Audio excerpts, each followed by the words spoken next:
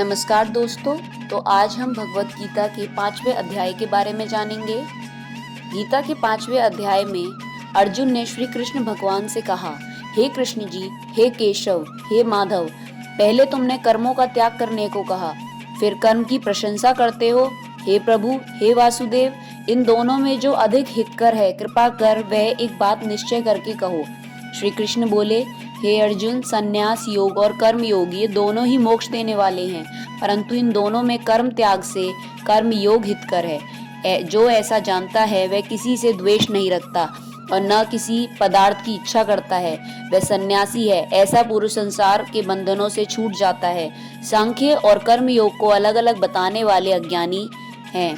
जो इन दोनों में से किसी एक में भी अच्छी तरह स्थिर हो जाता है उसे दोनों का फल प्राप्त होता है। ज्ञान योगियों को जो स्थान प्राप्त होता है वही स्थान कर्म योगियों को भी प्राप्त होता है।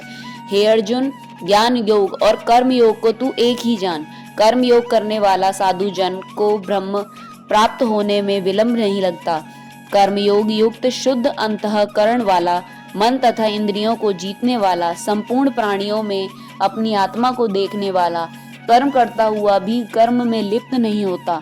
क्या वह समझता है कि जो आत्मा है वह कुछ नहीं करता? नेत्र देखते हैं, कर्ण श्रवण करते हैं, नासिका सूंघती है, जीवा स्वाद लेती है, सांस आते जाते हैं, हाथ पकड़ते छोड़ते हैं, पांव चलते हैं, देह सोती जागती है। जो ये समझते हैं कि ये सभी इंद्रियां अपने अपने विषयों में बरतती हैं और मैं जो आत्माराम हूँ, मैं अकर्ता हूँ, इन सबसे अलग हूँ।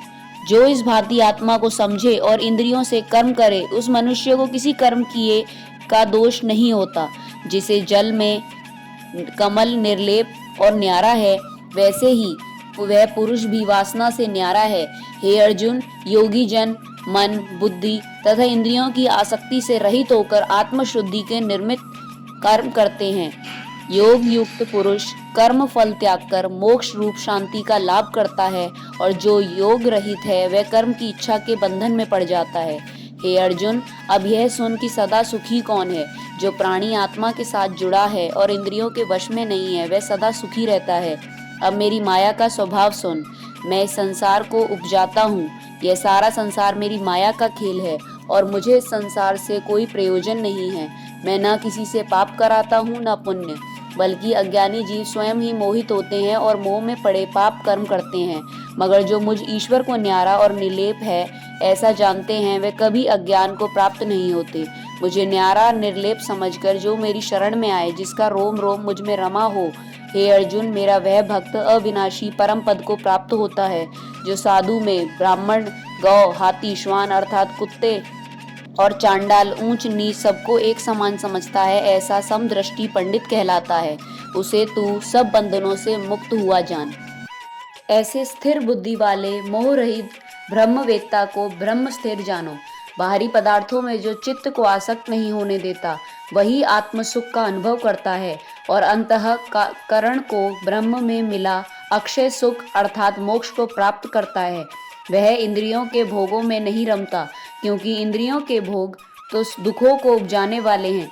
ऐसे लोगों का आदि भी है और अंत भी। हे कौन्तेय, ज्ञानी लोग ऐसे भोगों में रत नहीं होते। शरीर छूटने से पहले जो मनुष्य काम और क्रोध के वेग को सहन करने में समर्थ होता है वही योगी और सुखी है। जो योगी आत्म सुख से सुखी, अंतरात्मा के आनंद से आनंदित और अंतर ज्योति से ही प्रकाशित है, वह ब्रह्म रूप होकर ब्रह्म निर्वाण मोक्ष को प्राप्त होता है।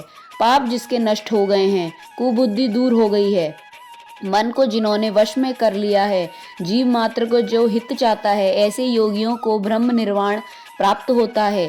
काम तथा क्रोध जिनमें नहीं है, ऐसे आत्मज्ञानी योगियों को ब्रह्म निर्वाण सहज ही प्राप्त होता है। बाहरी पदार्थों के संयोग से अलग रहकर दोनों भवों के बीच में दृष्टि लगाकर नासिका के भीतर चलने वाले प्राण अपान वायु को सम करके, इंद्रियां, मन और बुद्धि को वश में करके इच्छा, भय तथा क्रोध को त्याग मोक्ष की इच्छा करने वाले योगी जीवन मुक्त हैं। जो मुझको सब यज्ञों और तपों का भोक्ता, संपूर्ण लोकों का स्वामी और सब प्राणियों का मित्र जानते हैं, उन्हीं को शांति प्राप्त होती है। इति श्रीमद्भगवद्गीता सूपनिषत्सु ब्रह्म विद्यायां योग शास्त्रे श्री कृष्ण अर्जुन संवादे कर्म संन्यास योगो नाम पंचम अध्याय। तो दोस्तों, यहाँ हमारा भगवद गीता का 5वां अध्याय समाप्त होता है। आपको ये अध्याय कैसा लगा हमें कमेंट बॉक्स में ज़रूर बताएं और छठे अध्याय के लिए हमारे साथ बने रहें। धन्यवाद।